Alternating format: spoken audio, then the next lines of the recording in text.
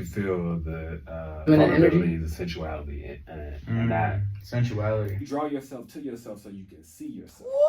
And relationships start to break down when we don't want the person to see our shadow. Curiosity killing that cat. Damn, Taz, how you do it like that? Curiosity killing that cat. Damn, Taz, how you do it like that? Rolling the back. I love touching and squeezing all over your body. Love when you strip, make it drip, baby, we can get naughty. Hopping on top, make it pop, she gon' ride my little shawty. Bad little freak, so my sheets, now my knees getting weak, cause she sucking me sloppy. I love touching and squeezing all over your body. Love when you strip me. Say my name, it's Taz Tikoon. When I'm in it, you say, ooh. Oh, talk about it, that's please. been like the whole world. Yeah, you know what I'm saying? And so, yeah, you can feel the feminine vulnerability, energy? the sensuality, and that. Sensuality.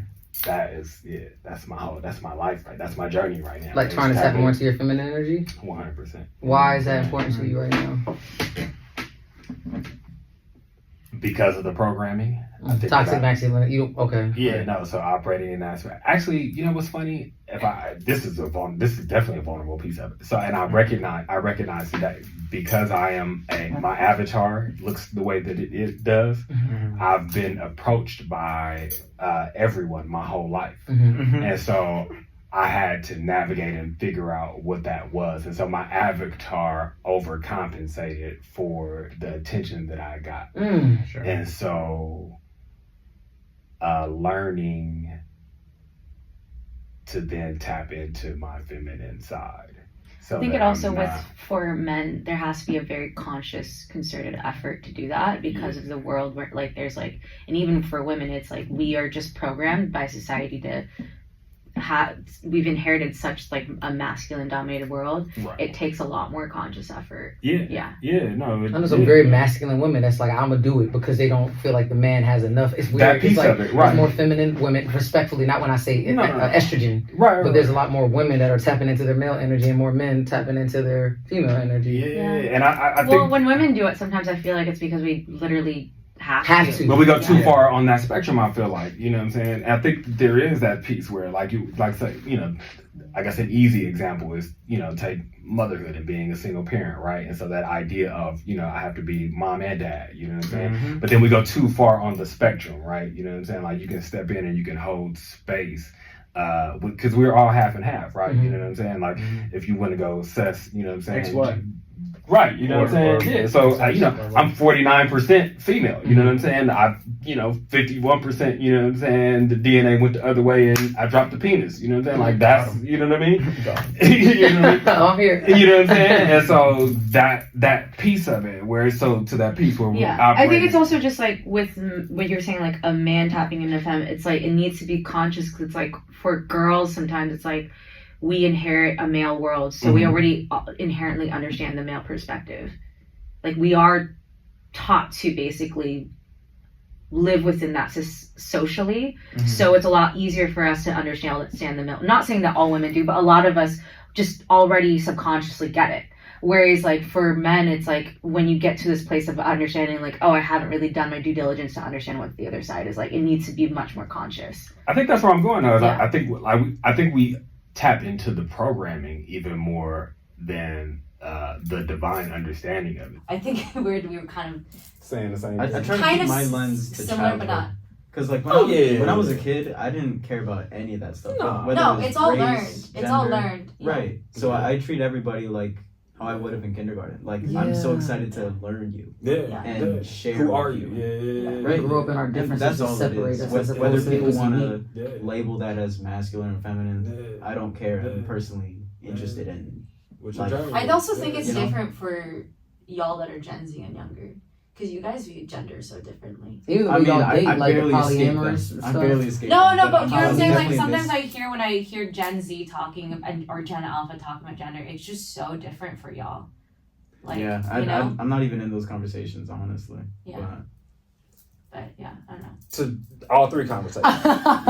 Y'all are, you know what I'm saying? It's like my senses are like, boom. So, like, you even like polyamory, right? So, like, I'm recognizing that that aligns with me, not because of the ideal that I think society looks at it, but in terms of being able to have a 360-degree view of myself, right? So it's one thing to have a relationship one-on-one with someone, right? And you're both dealing from your perspective, but it's another thing to have someone intimately to have a triumphant in this, to be able to have, like you say, or like I was saying, the 360-degree view. Because you and I could be in a relationship with one another, and she could be my bestie and I'm sharing, but she's really only getting my view. You know what I'm saying? But it's another thing if the three of us are in this relationship and we're having a discussion, You know what I think? and then to have, you know what I'm saying? So it's that piece of it. And so then, like, you were talking about the like gender identification piece of it, right? Like, my brother is 53, right? So he said, so his daughter is, I guess she doesn't identify or I don't even know. I'm learning all of it myself. So I think you and I were having this conversation. And I'm like, I don't know. So then he says to her, he's like, so as he's learning himself, he decides, well, I'm queer. What does that mean? You know what I'm saying? And so then he's trying to understand and define. And also for somebody that age to accept the term queer.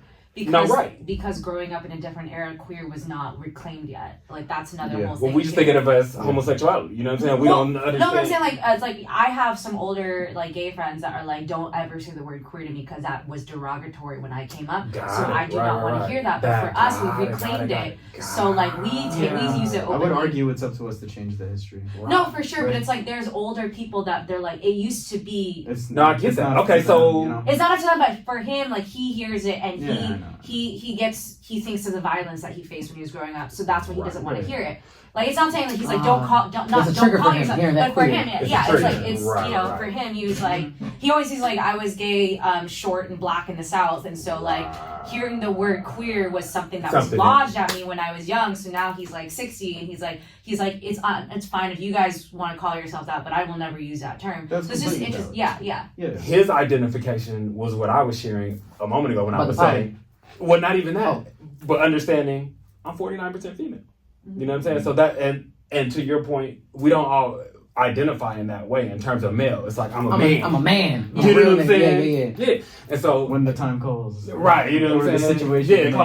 And so I think his identification of it was that understanding of, I'm 49% female. You know what I'm saying? I'm 59% male. I show up in this male body, but I still have to honor all of who I am, you know what I'm saying? And when we don't honor all of who we are is when we get trapped into, like you say, ignorance, the patriarchy and the ignorance and the, you know what I'm saying?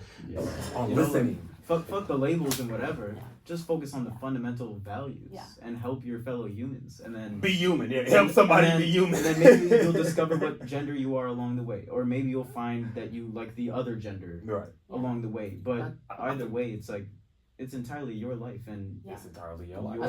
What did you say? I think you said it like what? And that was like a tower moment in my journey. What?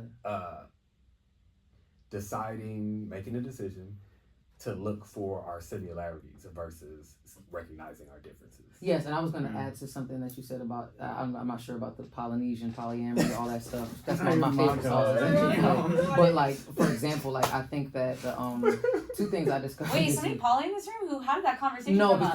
I am poly. No. Oh, you are poly. No, because you said this generation is different. I said, for example, like poly is a thing in this generation more. But the point I was making is that I think that if you look back in a time, right, where, let's say back in the day, right, like you marry somebody that you're in love with, or you get with them, and that's the whole purpose. Like, I'm in love with you. But then as I get I'm in love with you, but sex goes away, or we don't have the same hobbies, I think what ends up happening is people step out because they didn't realize that it's okay. Like, let's say that you're in love with your husband or your wife, but it's like they don't like to go to church. So you go to church with somebody else. But then it's like the thing I think we do is we step out because someone has similar interests in different areas. And then you start to make a relationship with them in that area, but you were only meant to be in that area. You know, like understanding the relationships with people. And I wouldn't marry that person.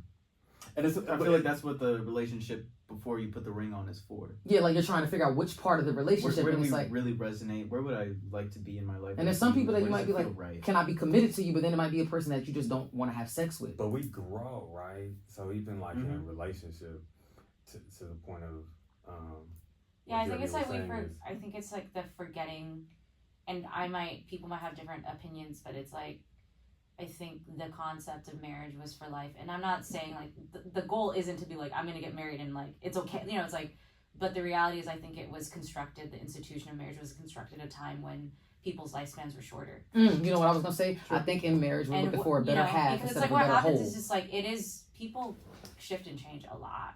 I was going to say that when it comes over to marriage, years, and the expectation that the person that you married at a young age, because often people, when it doesn't work, it's like they marry very young. It's like they don't account for like 40 years of personal growth. Well, even beyond that, right? Like you got to go through like. And like, is it a failure if it ends? If it ends. But why did you amicably choose? and well? No, that's personal. So. Yeah. Both you should guys learn are from it speaking. though. Huh? You should learn from that. If it is a failure, you should learn from it. But What- is it what a failure? constitutes Is it a a failure? failure I if it no? But is it like is it a If you failure? have to divorce and you couldn't settle it any other way, or you But couldn't. is that really failure? Is that a failure? Because a marriage Not can on your still vows? no. think But I was so. like, but I think. And this is where I think it's like, because I know you are, it has entirely to do with your faith. I grew up in a Buddhist house, but I'm not. I don't have entirely, anything. No. But to I me- just want my kids to have a solid perception. Well, I will say this for me. You know. I wish my parents divorced when I was younger. Oh God, I feel that.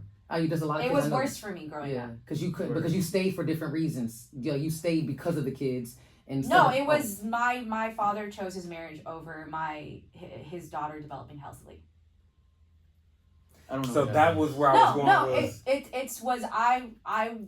I had a very rough childhood, and when I was dealing with trouble with my mom, I would go to my dad, and because she was my mother and he was married to her, he would say, I don't want to talk about it. And I had to sit there and deal with it on That's my own. just a lousy excuse. What? To use your marriage as a way to stop talking to your child.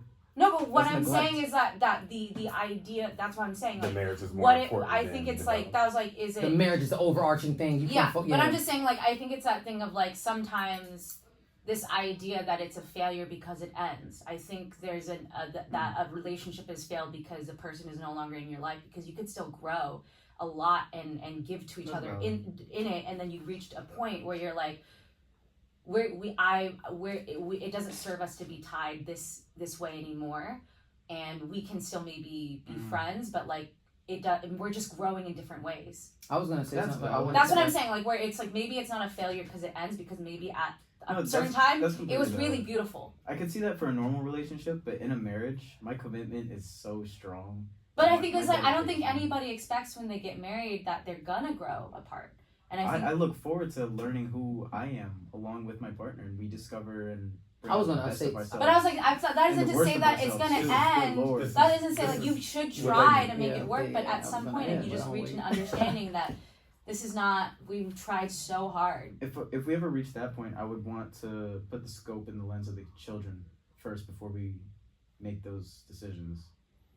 Whoever my partner. But I is. guess for it's me like, but what personally. if your children are out of the house at that What point? if you don't even have kids yet? Yeah. What if you That's don't what have I'm saying. kids, or Like, your what if kids we're are married and we're grown? like, oh, There's a we gotta lot of what ifs, separate. but what if this, right? I want to say this. And it's like I think- also I don't know, I've just grown with so many people with different variations of family and concepts of how they were raised, that like I don't think it's like this effort that people put in, like my children have to be raised in a household with both their parents means that it's better for them. Like I have so many people that are so well adjusted from different scenarios, so it's Forced like to. the being like we need to be Is that together for the forced? children, That's how we survive. and like I don't know, we like can't survive any other way. We have to adjust. I was gonna say that Yeah. when it comes to marriages, right? I think that one of the colloquialisms is that we go into it looking for a better half, which means you're showing up halfway instead of looking for a better whole. So if you was to go into it being wholesome, you'd be looking for a better whole Yeah. than two better halves. And I think what ends up happening is that the relationship we're seeking is like, what don't I have that you have? And so then we half-ass Yeah. it. no. And we try to come as one. To Yeah. go on of what you were saying is like I agree, most people don't go into not even just marriage or relationships in general with the same level of dedication that I feel that you would. Yeah. But it's like I'm of the mind that most people that are in relationships, like half or even more that are in relationships probably shouldn't be, because they're using them I as agree. crutches for whatever issues and Avoiding trauma. their own Yeah, self-development. yeah. I know a lot of people like that. Yeah. They just avoid their own self-development. That's why I also by don't date, involving themselves with other people. because I don't want to deal with people. No, that's what I was gonna share. Yeah, with like what you're both I saying. agree on that sentiment too, but I don't know, I've just seen like so much and know so many people, and I'm like, is it a I'm failure? good. Huh? I'm good. What? We Not relationships. we hire people to play a role. Some people like that. I know some people where it's like they meet each other and they're like they just want to play this role in each other's lives, and it's like. But that's where it starts to fall apart, right? No, but some of them are happy. No, they absolutely when our goal is to look like the Cosbys, or this perfect nuclear family, and that is the thing that we're working towards. Yeah. Then that people may be able to find fulfillment in that for a period of time. You know what I'm saying? But I think that if we know that our body knows when we're lying to it. You know what I'm saying? And so we can force ourselves into those avatars, you know what I'm saying? But our body knows, our spirit knows. And so then at some point there's a breaking apart, you know what I'm saying? The piece of, there are more women on this planet than men. And so this idea that familial monogamy was what was intended is wrong, because you can see it in nature, right? You can see that it's I also think that I would say what I think shadow cast on the and have your shadow and be called on the carpet with your called to the carpet in love with your shadows. You're not ready for a relationship. You know what I'm saying? And I think that there's a lot of conversation about relationship and there are no good men, there are no good women, there are no. Who are you looking at in the mirror? Come on. Hey now. It starts in here, right? And so the relationship, you draw yourself to yourself so you can see yourself. And so our energy, before we ever get into a relationship, whatever energy we're operating in, the aura that we're operating in, that's what we're calling in. You know what I'm saying? So even when you talk about your friend and that triumphant, like she called those two people in. Why or how? That's a personal journey for her to come to understand, right? And so it isn't about whether it's monogamy or it's polyamory. It's about, are we ready to have us reflected back to us? And when it is reflected back to us, are we going to push it away like, no? Or are we going to acknowledge it and be able to, that was the conversation that Jeremy and I were having earlier, right? Like, it's really easy to be defensive when something comes up. Like, nah, fuck that. It's another thing to pause and be like, wait a minute, why did that come up? What is that trigger attached to? You know what I'm saying? Because there's something there that, here's the thing. To use this analogy, it's kind of crass because of the energy that we're in globally, right? But if I'm shooting a gun at this wall, it's gonna hit this wall in front of me, right? It's not gonna hit nothing over there, you know what I'm saying? And so the things that hit us for a reason, you know what I'm saying? Taz could say some shit to me and I could not even hear it. That shit could go right over my head because that shit don't have nothing to do with me. You know what I'm saying? I ain't even focused on that. It's some other shit that could fly out of her mouth and that shit would be hitting me all up in here. Why is it hitting me all up in here? It's your truth. And that's what happens in a relationship every day. You know what I'm saying? But we don't take the time. Like, nah, fuck that bitch. Nah, fuck him. You know what I'm saying? Exactly. No, really, you're saying fuck me. Say it again. Say it again. And really, you're saying fuck me. You know what I'm saying? So it's like, all right, go fuck yourself. In relationship, the fuck. If you are not able, and I told my little person this, right? Relationships start to break down when we don't want the person to see our shadow. When we won't acknowledge or allow. That sound like Do It, don't it? I mean, don't it sound like the song Do It, don't it? Do it, don't it? Don't it sound like Do It? Don't it sound like Do It? Makeup sex. I mean, you got to acknowledge. Give me some, gang. You know what I'm saying? Like acknowledge it. You see? Album out here building community. You know but that piece of it, you know what I mean? Whatever you identify with in terms of how you want to show up in a relationship, I think the first thing is being able to acknowledge your shadows with yourself. To receive. The first thing of showing up is being able to receive.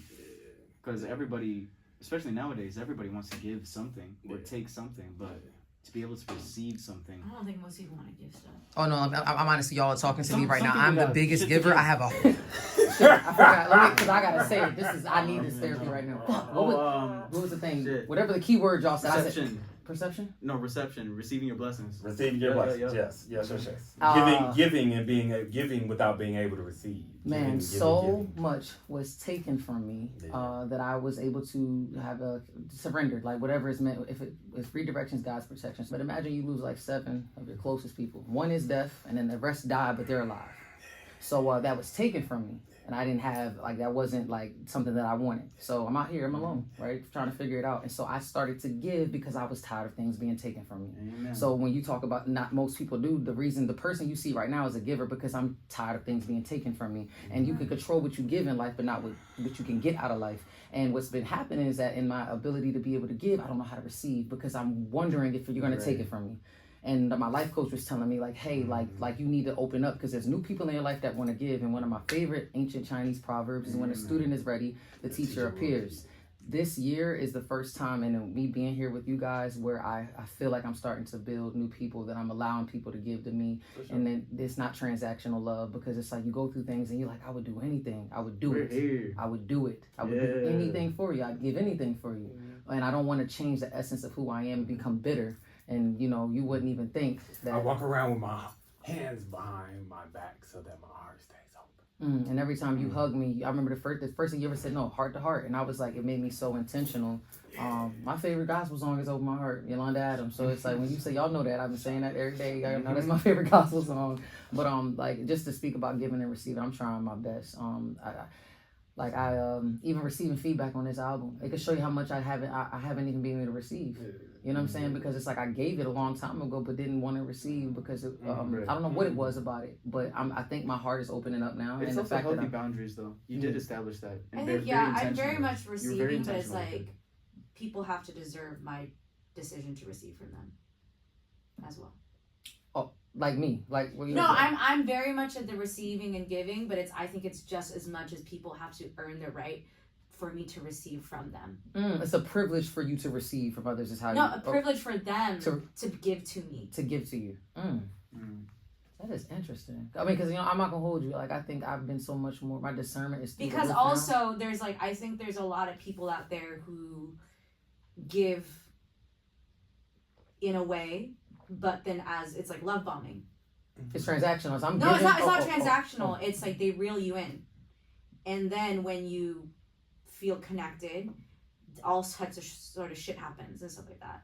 Also, it's like it's like I work what I do for work. I meet a lot of men who are like, I'm gonna take care of you, and I'm like, I don't know you like that.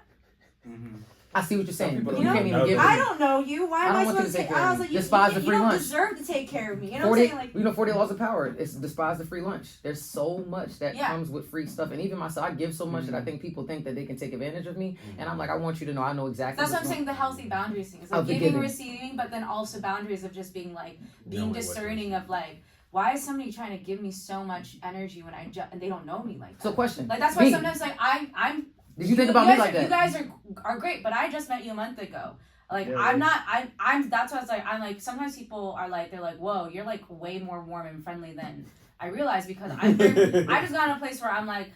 It takes me a while to fully open up to people because I'm just like I don't. It's if it hasn't. It's like because I'm just like it's a process and like sometimes I don't trust people that are like. So question with me, my energy was I a lot for you as a giver? Did I give? No. It's like but some people like you meet them at a party and like they're hugging you like they're the best friend and I'm like I love you. They say I love you at their first day. I'm like I don't hate it when people say I love you. I'm like oh you don't know me like me. Subscribe. I was like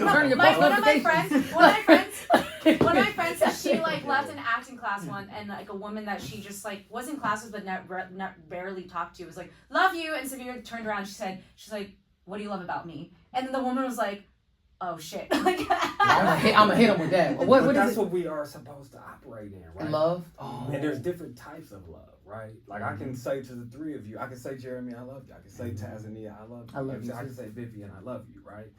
And it's not an amorous type of love. Okay. No, for sure. But I guess for me, it's like when someone and I haven't really gotten to know. But you have that question. You have that question. But then you have to ask, like, why is that? Well, I was just saying, why is that a trigger? You know what I'm saying? Like, why is it?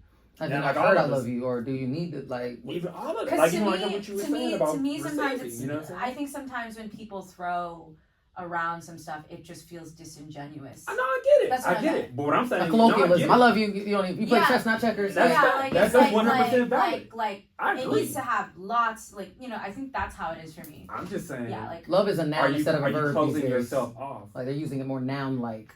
And are you able to ask what is that connection? That's all I'm No, saying. no, And I say that's absolutely. valid.